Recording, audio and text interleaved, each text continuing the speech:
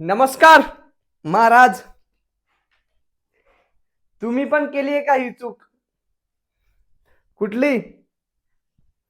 मित्रांनो, खरं सांगायचं, कोणी कोणी हे zinc sulphate, ferrous sulphate, magnesium sulphate, ammonium sulphate यांच्यापैकी कुठलीही ग्रेड ह्या खतांबरोबर दिली आहे का?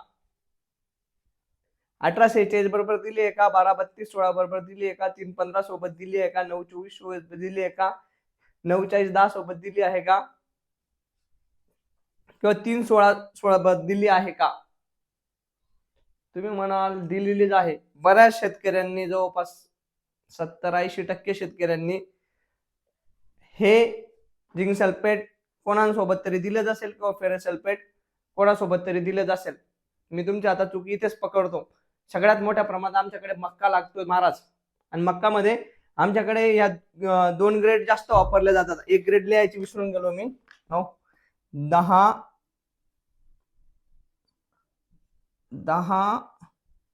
26 26 ही पण आमच्याकडे 2-3 ग्रेड जास्त वापरले जातात महाराज मक्क्यामध्ये. मक्क्यामध्ये कुठले वापरतो आम्ही? 315 किंवा 10-26-26 किंवा DAP 1846. मग महाराज आमचे साहेब सांगतात, मी कुठून तरी ऐकलंय किंवा दुकानदाराने मला सांगितलंय की मक्याला झिंक लागतं. मक्का झिंक लव्हिंग प्लांट आहे, म्हणजे झिंकवर प्रेम करणारा, म्हणजे मक्याला झिंकची कमतरता असते, झिंक दे. मग मी यांच्यासोबत काय करतो? झिंक सल्फेट देतो. देतात का? दिलेलंच आहे. तसेच ऊसावाले काय करतात?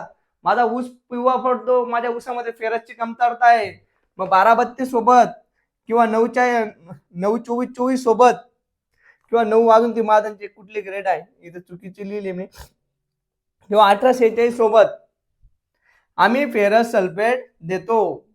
देता का नाही? देतात महाराज, दिलेलीच आहे. का? दुकानदाराने सांगलंय.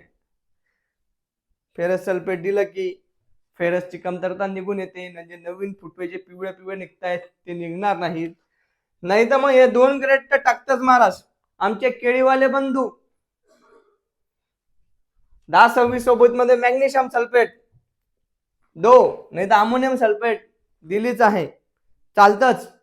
आमचे कपाशीवाले 315 मध्ये मॅग्नेशियम सल्फेट टाकतात, शेवटी लाल्या येऊ नये म्हणून, मॅग्नेशियमची कमतरता.